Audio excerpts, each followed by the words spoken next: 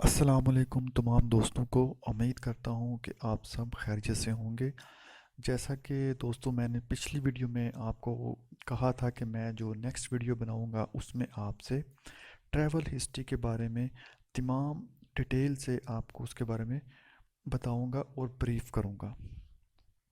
इस वीडियो को देखने के बाद कम से कम आपका ट्रैवल हिस्ट्री का जो माइंड है, ये जो पॉइंट है बहुत ज़रूरी, ये आपका कवर हो जाएगा। आज इस वीडियो में ट्रैवल हिस्ट्री के मतलब तमाम बातें आपसे शेयर करूंगा। चाहे आपने ब्राज़ील का वीज़ा अप्लाई करना है, चाहे आपने कनाडा का वीज़ा अप्लाई करना है, या किसी भी कंट्री का आप टूरिस्ट वीज़ा अप्लाई करना चाहते हैं, तो ये वीडियो मैं कोशिश करूंगा कम शार्ट से शार्ट वीडियो बनाऊं ताकि आपका कम टाइम लगे।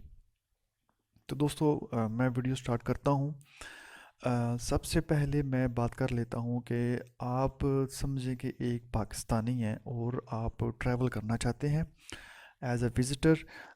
फ़र्स्ट ऑफ़ ऑल आप जाना चाहते हैं ब्राज़ील में और वहाँ पे जाके आप सेटल होना चाहते हैं या आगे वहाँ आप मूव करना चाहते हैं। तो दोस्तों जो ट्रैवल हिस्ट्री है वो बहुत ही इम्पॉर्टेंट है आपके वीज़े के लिए। फ्रेश पासपोर्ट के ऊपर आपको वीज़ा मिलना बहुत मुश्किल काम है। चाहे वो आप किसी भी G5 कंट्री हो या G20 कंट्री हो, उनमें से बहुत मुश्किल आपको वीज़ा मिलना। सो फर्स्ट ऑफ ऑल आप अगर पाकिस्तानी हैं तो मैंने बहुत सी डाटा चेक किया है यूट्यूब के ऊपर भी और भी तमाम जो रिसोर्सेज चेक करने के बाद मैं जो आपको एक्सपीरियंस बताने लगा हूँ ये नहायत ही आपके लिए इम्पॉर्टेंट है और ये मैं समझता हूँ कि फ़ायदेमंद भी होगा आपके लिए। फ़र्स्ट ऑफ़ ऑल दोस्तों, आपको गल्फ़ में सबसे पहले अपना ट्रैवल करना चाहिए। प्लान इस तरह का बनाना चाहिए कि आप सबसे पहले जो आपका कतर है, कतर, दुबई, ये जो कंट्री हैं इनमें आपका ट्रैवल होना चाहिए और साथ में मिला लें टर्की को। ये जो तीन कंट्री हैं इनके आपको as as a visit visa मिलना बहुत ही इजी है पाकिस्तानियों को। मेरे ख्याल में जो कतर का वीज़ा है वो तो ऑन अराइवल है और जो तकरीबन दुबई का वीज़ा है ये 10,000 में आपको वीज़ा इसका मिल जाएगा एज अ विज़िटर।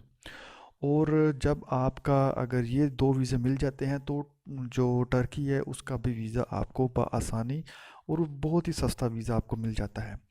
ये तीन कंट्रीज़ का विज़िट करने के बाद आप अगर अपना चाइना का वीज़ा लेते हैं तो बहुत इजी हो जाएगा, क्योंकि चाइना पाकिस्तानियों को जो जो विज़िट वीज़ा वो तो नहीं देता, लेकिन जो बिज़नेस वीज़ा है वो अप्लाई आप कर सकते हैं और वो आसानी से मिल जाता है आपको। ये जब चार कंट्री का आप विज़िट कर लेते हैं तो तो नेक्स्ट आप अप्लाई करें यूरोप के लिए। यूरोप में आपको जो बहुत आसानी से वीज़ा दे देता है कंट्री वो है लाथोनिया। उसके बाद है ये पुर्तगाल का वीज़ा जो है। ये दो ऐसे कंट्री हैं कि आपको आसानी वीज़ा दे देते हैं और इसमें तकरीबन खर्चा भी आपका 45,000 लगता है। इसका जो तमाम जो जो वीज़ा फ़ीस है वो तो कम है, लेकिन ये जो इसकी जो फ़्लाइट है अल्बानिया की, ये जो कंट्रीज़ हैं, जब आपको लाथोनिया का वीज़ा मिल जाएगा तो उसका मतलब है कि आपका जो शेंजन वीज़ा है वो एक्टिव हो गया और वो आप शेंजन कंट्री में जा सकते हैं। लाथोनिया के वीज़े की मैं फिर बता रहा हूँ आपको क्यों आम है कि इसका पाकिस्तानियों को वीज़ा देने का जो रेशो है वो 98% है।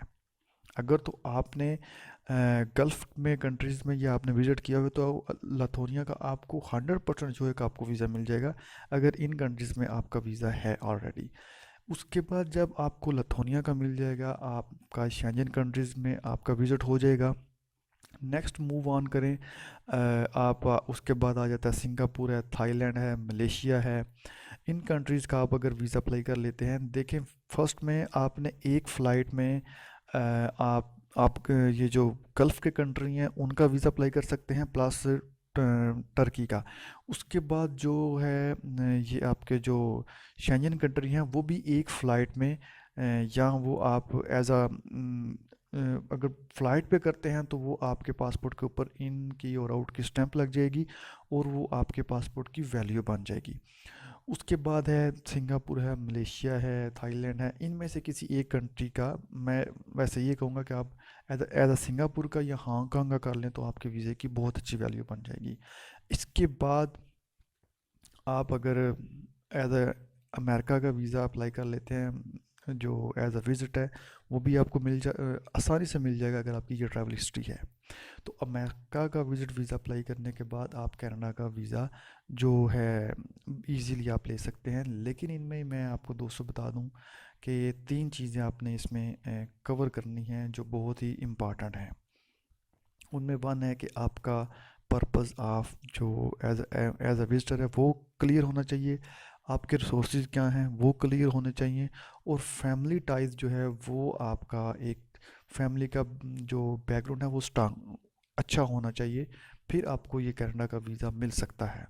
लेकिन अगर आप थोड़ा सा वापस आएँ गल्फ़ के बाद, अगर आप यूरोप के जो कंट्रीज़ हैं उनमें से अगर आप विज़िट कर लेते हैं तो फिर भी आप पुर्तगाल के लिए ये सॉरी ये जो ब्राज़ील है उसके लिए आप अप्लाई कर सकते हैं।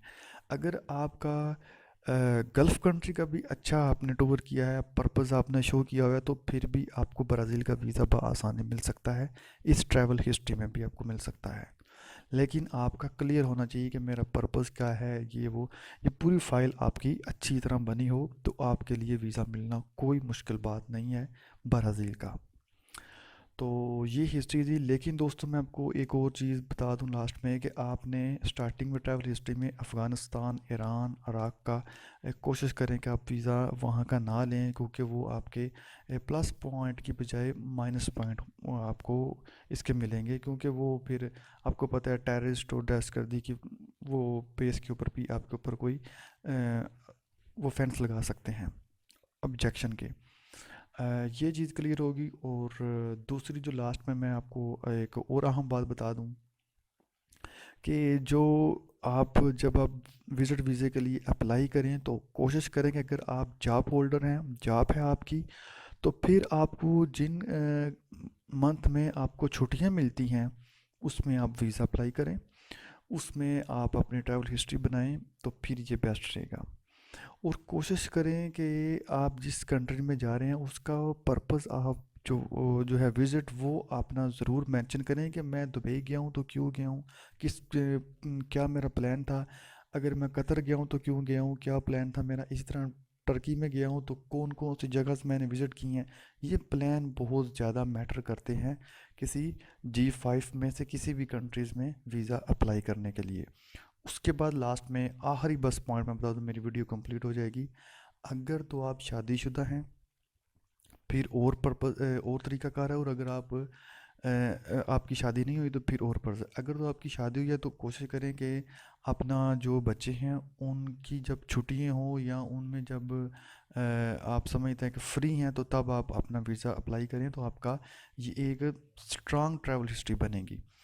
और अगर आपकी शादी नहीं हुई, आप जॉब करते हैं या आपका अपना कोई बिज़नेस है, उसका कोई गवर्नमेंट की जैसे आजकल मिलते हैं एनटीएन नंबर है उसका, बाकायदा आपके जो बिज़नेस का है चाहे छोटा है चाहे बड़ा है, नो प्रॉब्लम। तो ये आज की वीडियो थी।